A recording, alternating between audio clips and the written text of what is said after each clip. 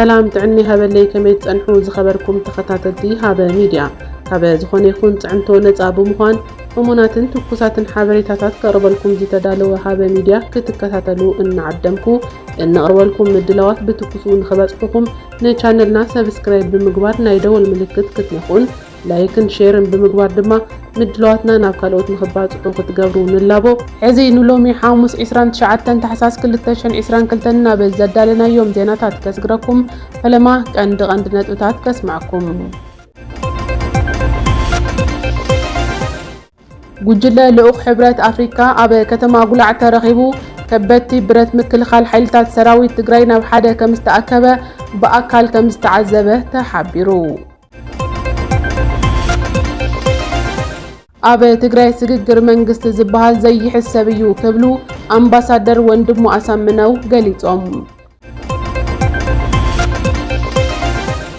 ሙሉእነት ስምምዕነት ሰላም ዝረጋገጽ ሰራዊት ኤርትራን ሓይልታት ኣምሓራን ካብ መሬት ትግራይ ተጸራሪጎም እንትወጹ ጥራሕ ከም ዝኾነ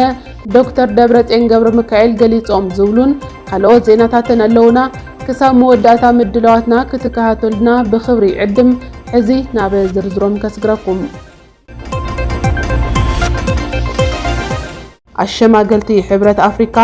ሎማዓንቲ መቀላአትዮም ፍሉይ ልኡኽ ላዕለዋይ ወኪል ሕብረት አፍሪካ ኣብ ቀርኒ አፍሪካ አሊሳንጎ ኦቦሳንጆን ከምኡውን ላዕለዋይ አሸማጋሊ እቲ ሕብረት ነበር ፕሬዝደንት ኬንያ ኡሁሩ ኬንያታ ዝርከብዎ ጉጅለ ሎማዓንቲ ከተማ መቐለ ኣትዮም እቲ ጉጅለ ልኡኽ ብመሰረት ኣብ ዝሓለፈ ሰሙን እቲ ሕብረት ብመንገዲ ኡሁሩ ኬንያታ ቢሉ ኣብ ዝሃቦ መግለጺ ቅድሚ ሓድሽ ዓመት ፈረንጂ ናብ ከተማ መቐለ ከም ዝገሹ ዝተሓበረ ሓበሬታ ንዕኡ መሰረት ብምግባር እዮም ናብ ከተማ መቐለ ኣትዮም ዘለው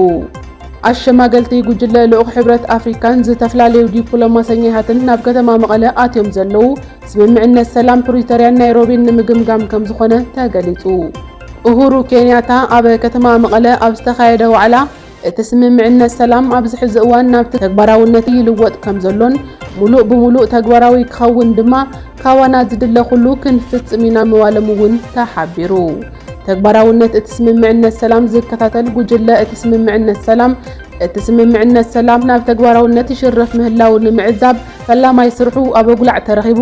ከበድቲ ብረት ምክልኻል ሓይልታት ሰራዊት ትግራይ ከም ዝተኣከበ ብኣካል ከይዱ ከም ዝተዓዘበ ድማ ድምፂ ወያነ ትግራይ ጸብጺቡ ኣብ ትግራይ ስግግር መንግስቲ ዝበሃል ይሕሰብን ክብሉ ኣምባሳደር ወንድሙ ኣሳምነው ገሊጾም እቲ ኣብ ፕሪቶሪያ ዝተበጽሐ ስምምዕነት ሰላም ሕገ መንግስታዊ መሰረት ብምግባር ኣብ ትግራይ መረጻ ክሳብ ዝካየድ ጊዜያዊ ምምሕዳር ክጣየሽ እምበር ሽግግር መንግስቲ ዝበሃል ኣይተሰማማዕናን ክብሉ ንቴሌቪዥን ትግራይ ኣብ ዝሃቦ ቃለ ምሕትት ተዛሪቦም እቲ ጊዜያዊ ምሕደራ ንሓፂር ግዜ ስልጣን ዘለዎን ውስን ሓላፍነት ዘለዎን እዩ ክጣየሽ ንሱ እውን እታ መረጻ ክሳብ ትካየድን ኩሉ ነገራት ናብ ንቡር ክሳብ ዝምለስን ከም ዝኾነ ኣረድዮም እቲ ጊዜያዊ ምሕደራ ክንደይ ግዜ እዩ ክጸንሕ ከመይኻ ክምስረት ዝብል ዛዕባ ኣብቲ ሕዚ እናካይዶ ዘለና ፖለቲካዊ ልዝብ ዝፍለጥ እዩ ክብሉ ድማ ወሲኾም ኣረድዮም ናብ ትግራይ ስግግር መንግስቲ ዝበሃል ይመጽን ምክንያቱ ስምምዕነት ሰላም ፕሪቶሪያ ኣብ ትግራይ ሕገ መንግስታዊ ስርዓት ምምላስ ዝብል እዩ ተሰማሚዕና ዘለና ስለዚ ድማ መስግግር መንግስቲ ዘራኽብ የለን ኣብዚ ድማ በቲ ስምምዕነት መሰረት ኢና ንኸድ ዘለና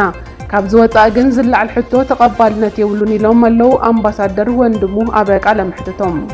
ኣብ መወዳእታ ድማ ትግራይ ኣብ ቤት ምኽሪ ፌደሬሽን ቤት ምኽሪ ወከልቲ ህዝቢ ኢትዮጵያ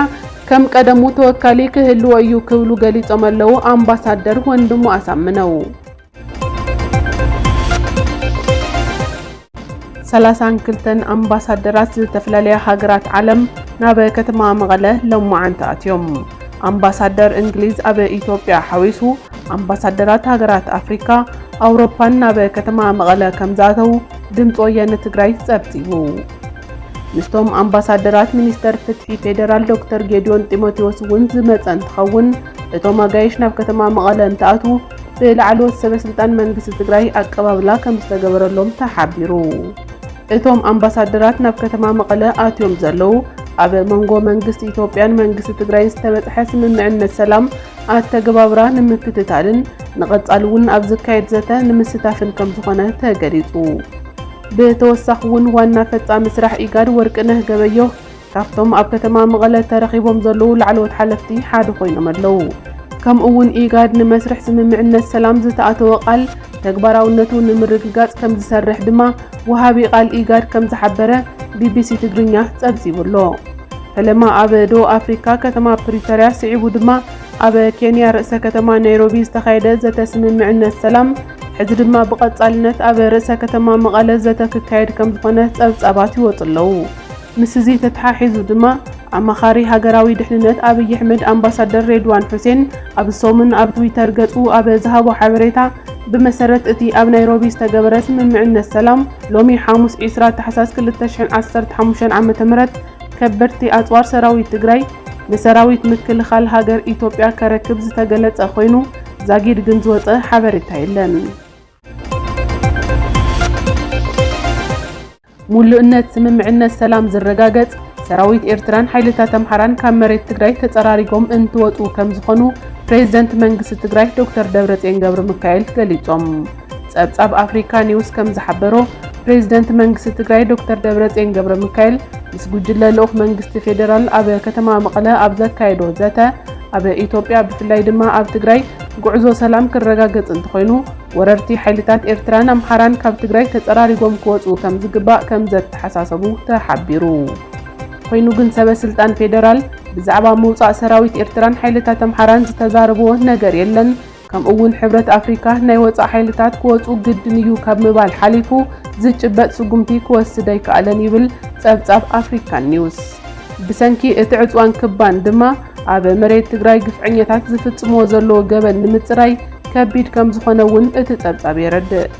ብተመሳሳሊ ሰራዊት ሻዕብያን ሓይልታት ኣምሓራን ካብ ትግራይ እንተይወፁ ብለዋህነት ዝፍታሕ ዕጥቂ የለን ክብሉ ድማ ኣምባሳደር ወንድሙ ኣሳምነው ምስ ቴሌቪዥን ትግራይ ኣብ ዝነበሮም ጻንሒት ተዛሪቦም። ሰላምን ጸጥታን ድሕንነት ትግራይ ኣብ ግምት ብምእታዊና ዕጥቅና ንፈትሕ፣ ስለዚ ድሕንነት ትግራይ ብዝሕሉን ፖለቲካዊ ሕቶ ህዝቢ ብዝምልስን መንገዲ ጥራሕ እዩ ዝፍጸም ክብሉ ወሲኾም ሓቢሮም። እቲ ዝተፈረመ ውዕሊ ስምምዕነት ሰላም ኣብ መንጎ መንግስቲ ኢትዮጵያን መንግስቲ ትግራይን እዩ። ስለዚ እቲ ስምምዕነት ሰላም ንመንግስቲ ኤርትራን ኣምሓራን ኣይምልከትን፣ ስለዝኾነ ድማ እዩ ናይ ምጽያቕ ስራሕ ዝሰርሑ ዘለዉ። ስለዚ እቲ ሰላም ብቐጻልነት ዱልዱል ሰረት ክህልዎ ብምግባር ከም ዘይሳኻዕሎም ክነረጋግጽ ይግባእ ኢሎም ኣምባሳደር ወንድሙ ኣሳምነው። ኣብ ትግራይ ነዳዲ ዝዕድሉ ትካላት ነዳዲ ካብ ጅቡቲ ብቐጥታ ክጽዕኑ ፍቓድ ከም ዝተዋህቦም ተገሊጹ። ብሰንኪ ኩናት ትግራይ ናብ ትግራይ ነዳዲ ምእታው ተኸልኪሉ ጸኒሑ እዩ። እቲ ስምምዕነት ሰላም ስዒቡ ግን ኣብ ትግራይ ዝርከቡ ትካላት መቕረብቲ ነዳዲ ካብ ጅቡቲ ብቐጥታ ነዳዲ ክጽዕኑ ፍቓድ ከም ዝተዋህቦም በዓል መዚ ነዳድን ኢነርጅን ኢትዮጵያ ኣፍሊጡ። ኣብቲ ትካል ዳይሬክተር ቀረብ ነዳድን ሎጂስቲክን ክትትል ኣይተ ፍቓዱ ሽሞቴ ብቐጥታ ካብ ጅቡቲ ነዳዲ ክጽዕኑ ፍቓድ ዝተዋህቦም ትካላት በዝሖም 14 ከም ዝኾኑን እቶም ትካላት ቅድሚ ኩናት ትግራይ ኣብ ትግራይ ክሰርሑ ዝጸንሑ ከም ዝኾኑ ሓቢሮም። እቲ ውሳነ ብሰንኪ ኩናት ትግራይ ቀረብ ነዳዲ ተቋሪጹ ዝነበረለን ከባቢታት ቀልጢፉ ነዳዲ ክረኽቡ ብምግባር ዘጋጥም ዝነበረ ማሕበረ ቁጠባዊ ጸገማት ንምፍታሕ ከም ዝኾነ እቶም ዳይሬክተር ገሊጾም። ዳይሬክተር ርክብ ህዝብን ኮሙኒኬሽንን እቲ ትካል በቀለች ኩማ ብግድኤን ካብቲ ትካል ፍቓድ ዝረኸቡ ትካላት ነዳዲ ኖክ፣ የተባበሩት ኦይል ሊቢያ፣ ቶታል፣ ታፍ፣ ናይል፣ ሓበሻ፣ ዴታል፣ እስካይን ኩምቢን ዝተባሃሉ መቕረብቲ ነዳዲ ከም ዝኾኑ ኣፍሊጠን። እቲ ዝተዋሃበ ፍቓድ ካብ ዕለት 19 ታሕሳስ 2015 ዓ.ም ጀሚሩ ተግባራዊ ከም ዝኸውን እውን ንምፍላጥ ተኻኢሉ።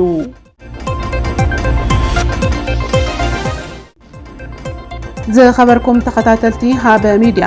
ንሎሚ ናባኹም ዘበልናዮም ዜናታት እዚኣቶም ይመስሉ ነይሮም። ክሳብ መወዳእታ ምድለዋትና ስለ ዝተኸታተልኩምና ኣዝና ነመስግን። ሃበ ሚድያ ብሓባር ንዕብዮ ናታትኩም ሚድያ እዩ።